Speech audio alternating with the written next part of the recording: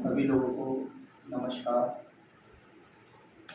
जैसा कि आज पूरे विश्व में 190 देशों को योग सिखाया जा रहा है। हमारी विद्या आयुर्वेद, रेकी, एक जापान से आई हुई विद्या है रेकी, जबकि ये भारत की थी। कई ऐसी विद्याएं जो यहाँ से गई, जैसे शाओलिन सुना होगा आपने, जापान चाइनीज़ वगैरह में काफ़ी डेवलप हुआ। जब बौद्ध धर्म का उद्गम हुआ तो यहीं से कल्लरी करके केरल में चलती है, कलियप्पम करके कई कलाएं हैं जो यहाँ से विकसित होकर उधर गई, वहाँ से डेवलप होकर उसका नाम चेंज हुआ, फिर हमारे भारत के अन्य देशों में आ गई। ऐसी कई कलाएं, योग की सब शाखाएं, सब ब्रांच हैं। और योग एक इतना ज़बरदस्त चीज़ है, भगवान हनुमान जी ने उसका प्रयोग किया कि अपने शरीर को लघु बना दिया, यानी छोटा बना दिया। ये सब क्या योग की सिद्धियाँ हैं। अणिमा, महिमा, लघिमा, मतलब अणिमा अणु के बराबर बना देना, वो तो एक विशिष्ट बहुत ज़्यादा वो है कि हम ऊपर चले जाते हैं। स्वामी दयानंद सरस्वती ने इसके तीन प्रयोग किए। स्वामी दयानंद सरस्वती का आपने सुना होगा नाम, आर्य समाज के संस्थापक रहे। उनसे सिर्फ यही कहा कि बाबा जी आप ऐसे एक नॉर्मल रहते हैं, क्या योग में वास्तव में ऐसी पावर कोई चीज़ है?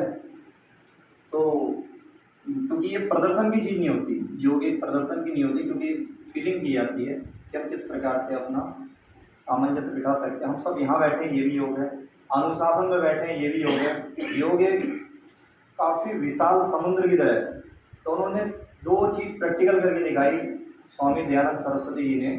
उन्होंने उस समय के बैल, आज तो बैल जरा बैल हो गए, ट्रैक्टर आ गए, उस समय के जो हट्टे कट्टे बैल हुआ करते थे, उन बैलों को हंटर से एक से कहा इसको आगे को दौड़ाओ।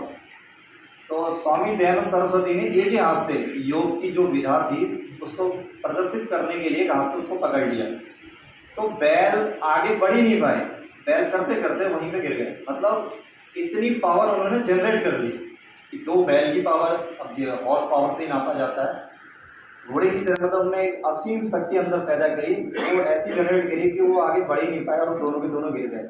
एक प्रयोग ये किया, और दूसरा प्रयोग ये किया योग का उन्होंने, जब उन्होंने स्थूल शरीर को, पूरा शरीर को, प्राणायाम में काफ़ी विधियाँ बताई गई हैं, तो प्राणायाम की एक विधि बताई, तो उन्होंने अपने शिष्य से कहा कि थोड़ी पहले अपने प्राणायाम की एक साधा उन्होंने अपने शरीर को, उसके बाद कहा कि ये दरवाज़ा खोल देना, सभी लोगों को दिखा देना।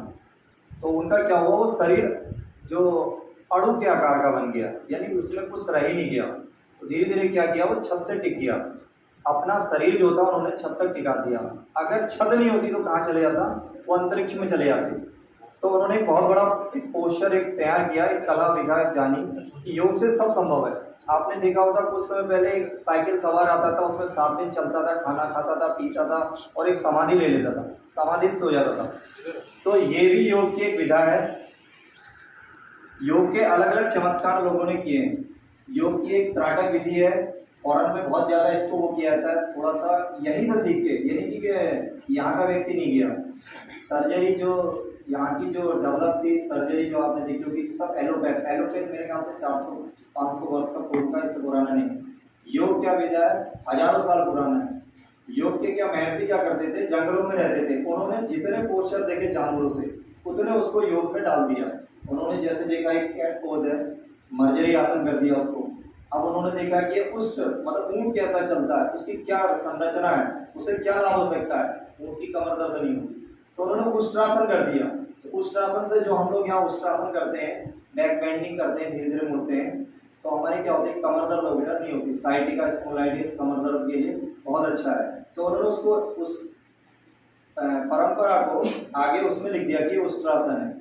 हमने कैट पोज, उसमें मतलब उन ऋषियों ने देखा, आज उसको इंग्लिश में कैट पोज करते हैं, मार्जरी आसन उसको हिंदी में बोल देते हैं। तो उससे क्या है कि अपनी जो शरीर की पोजीशन है, उससे उस हिसाब से जो जो शरीर पे अंग पे शरीर का दबता है वो ठीक हो जाता है। जितने आसन बताए गए वो सारे जानवरों से ले गए।